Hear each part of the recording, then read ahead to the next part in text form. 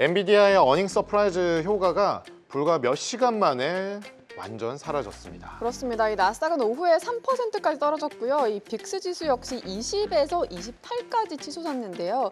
해방의 날 이후 좀 가장 넓은 장중 변동폭이었다고요? 네, 그렇습니다. 엔비디아도 개장 직후 5% 입상 급등했었는데 결과적으로 3.2% 하락으로 마감했습니다. 네, 엔비디아의 폭발적인 실적에도 불구하고 왜 AI 버블 논란이 다시 좀 고개를 드는 모습일까요?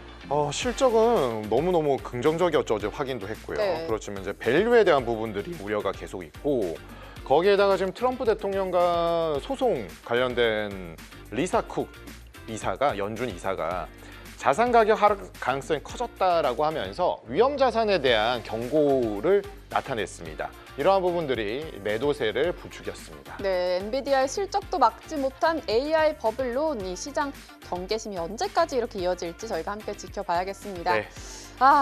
네, 파티를 즐기기에는 너무나도 짧았던 이 네. 엔비디아의 이 힘이 좀 당연히 막강하겠다라고 생각했는데 너무 짧았습니다. 그렇죠. 네, 그래서 지난 시장 좀 어떻게 보셨는지 궁금하고 우리 김민규님께서 또 네. 여쭤봤듯이 엔비디아 끝났을까요? 기회일까요? 이렇게 여쭤봐주셨는데 얘기해 주세요. 일단 엔비디아 네. 끝나면 다 끝납니다. 그쵸? 그렇기 때문에 그러니까 끝나지 일인데. 않았다. 네, 먼저 말씀을 드리고요. 네.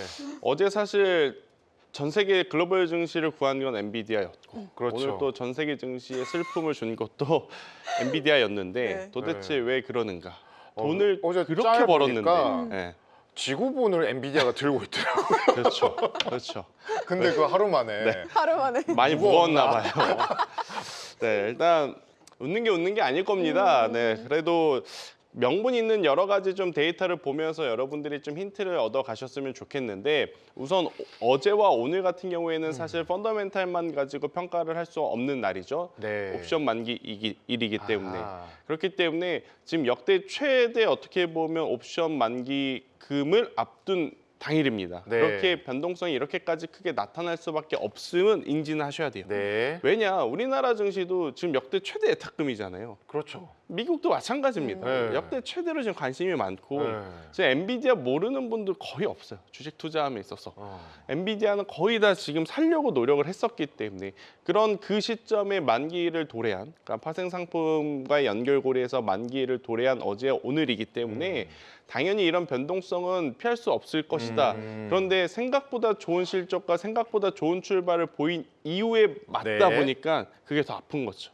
아하. 만약에 어제 오르지 않았으면 이렇게까지 아프진 않았을 겁니다. 그런데 어제 그러려니 했나요? 그렇죠. 네. 그러려니 했죠.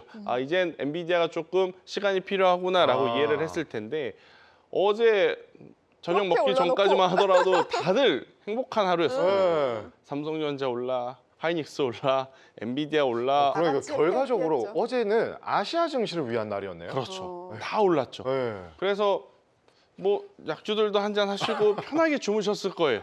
왜냐하면 장 시작하고 나서도 그러니까요. 30분 동안은 굉장히 강한 모습을 보였기 때문에 저도 그 시간까지 저도 눈을 떠 있었습니다. 그거 보다가 너무 좋으니까 오늘은 그냥 넷플릭스나 보다가 자야겠지 하고 넷플릭스 잠깐 봤다가 잠깐 봤는데 좀 네. 뭔가 이상해서 보기 시작을 했거든요. 아, 그러셨어요? 네? 네. 근데 낙폭이 툭툭툭툭 좀 떨어지더라고요. 넷플릭스 곧 끄셨겠는데요? 바로 껐죠. 이게 뭐라고 하는지 귀에 안 들어와요. 네.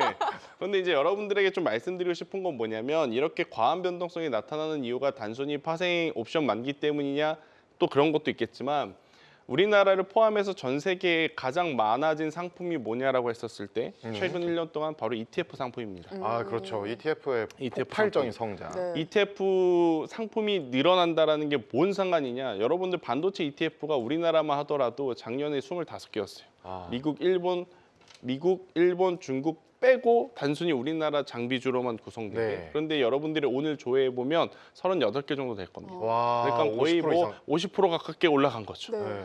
그럼 글로벌 증시 ETF도 그만큼 올라갔고 여기에 더해서 동일한 상품의 2배짜리, 아, 3배짜리도 엄청나게 많이 생겼다라는 생겼죠. 거죠. 그런데 그런 ETF에서 그럼 물량들이 많아졌을 때 상승할 때는 시원하게 올라가죠. 왜?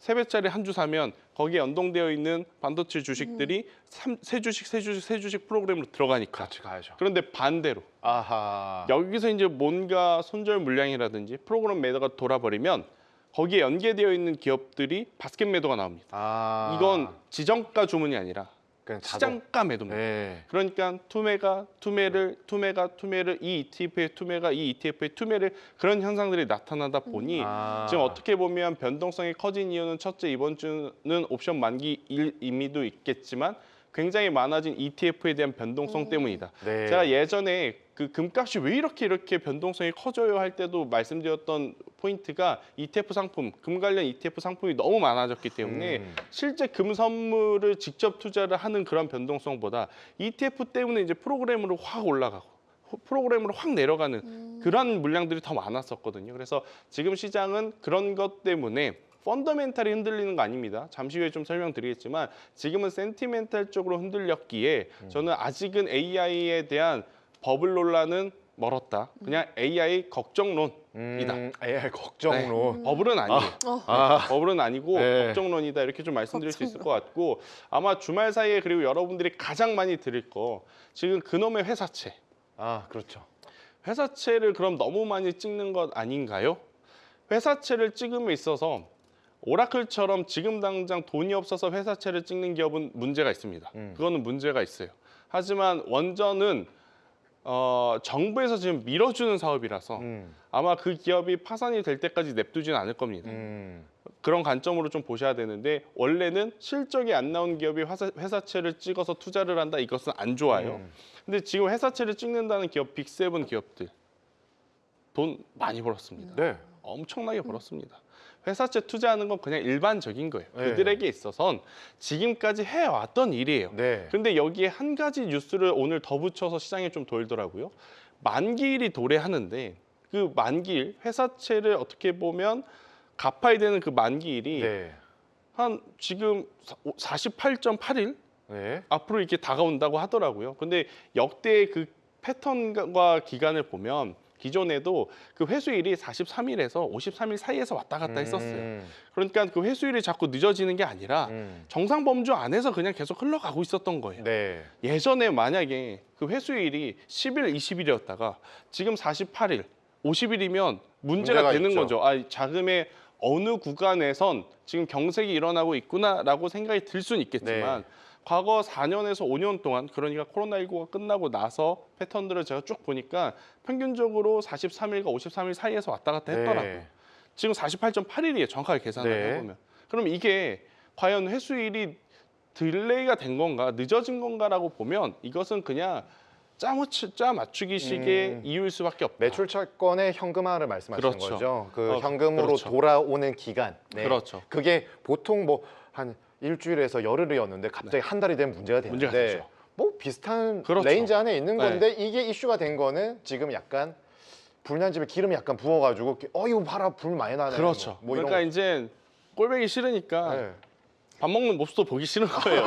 네. 한번 이제 그럼 한번 이렇게 좀 마음이 뛰니까 네. 그냥 아, 앞에서 마음이 뛰니까. 커피 마시는 것도 좀 싫은 그런 네. 느낌이지. 그냥 팩트로 데이터로 봤을 땐 펀더멘탈 쪽으로 아직 문제는 없다 이렇게 좀 볼 수 있을 것 같고 어제 시장이 환호했던 건 뭐냐면 지금 삼성전자와 SK하이닉스처럼 DDR4, DDR5 그러니까 기존의 제품도 잘 팔리고 앞으로의 제품도 잘 팔린다고 했듯이 기존의 호퍼도 지금 없어서 못 판다고 했습니다. 근데 이게 실제로 나타나고 있고 그리고 루빈이라든지 블랙엘이라든지 그렇죠. 향후의 제품은 어디에 지금 처음으로 이제 문이 열렸냐면 중동에 열렸습니다.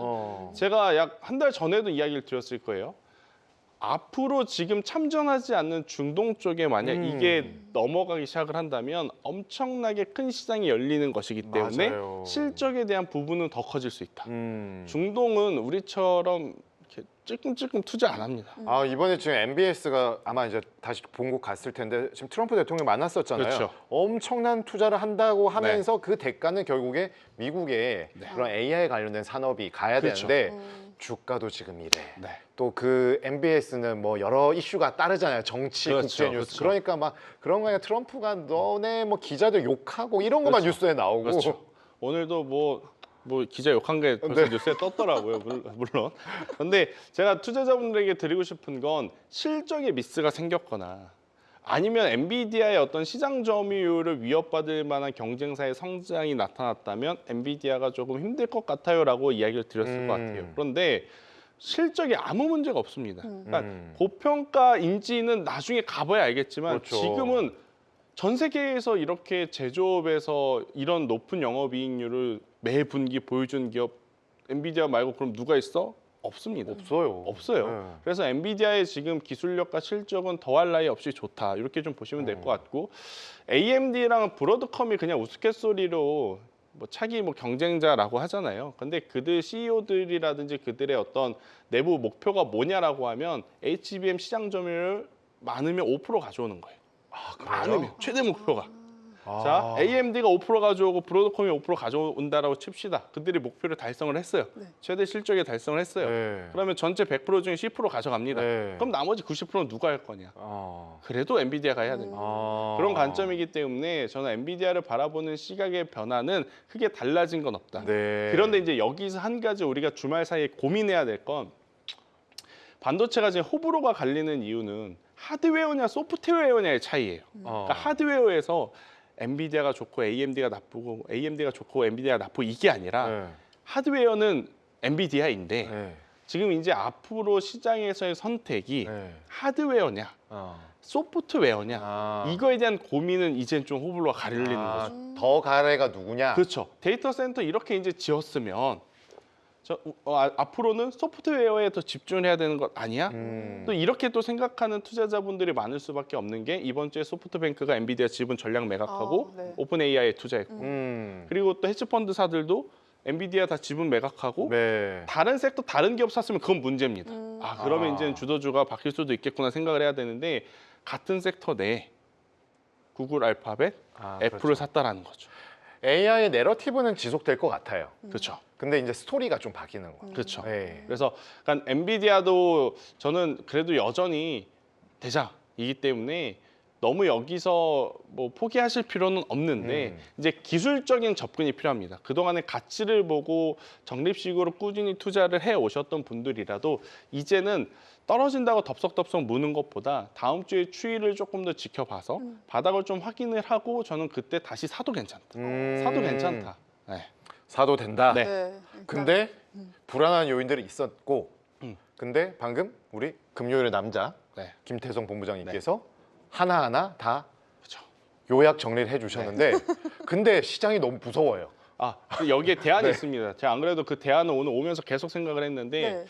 저는 주식을 제법 오래 했어요. 네. 올해로 벌써 이제 20년 차가 되어 가는데 지금까지 제가 미증시를 하면서 크게 다치지 않는 이유는 뭐냐면 빅스 지수를 같이 투자합니다. 아 그러시구나. 그러니까 인버스가 아닙니다. 네. 인버스는 지수가 하락하면 거기에 동조해서 이제 상승 수익을 받는 상품인데 여러분들이 시장에 미국 증시가 하락할 때마다 혹은 변동성을 보일 때마다 공포지수라고 하는 빅스 ETF 네. 이야기를 많이 들어볼 겁니다. 오늘도 우리 앵커님께서 오프닝 때 빅스 지수 올라갔다 이야기를 했지 네. 않습니까?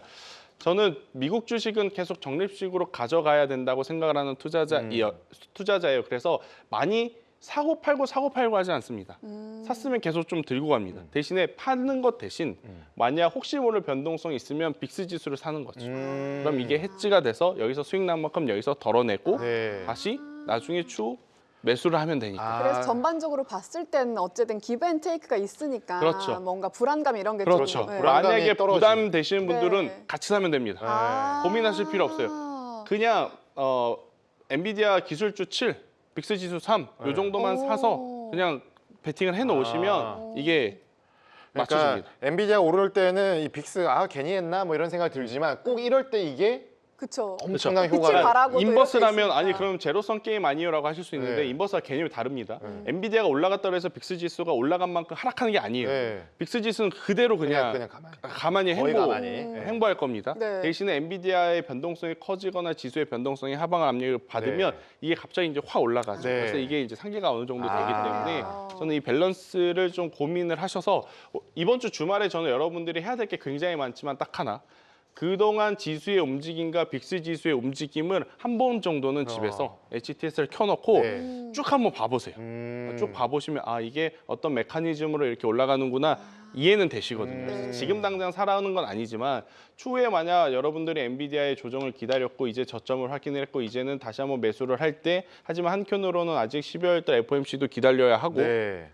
그래서 트럼프가 어떤 결과를 받아낼지 모른다. 여기에 부담스럽다라고 하면 빅스 지수와 같이 사면 되는 거예요. 오. 저 하나 네. 이건 제 사견이자 좀 당부의 말씀인데 사실 시간이 좀 필요하다고 하셨잖아요.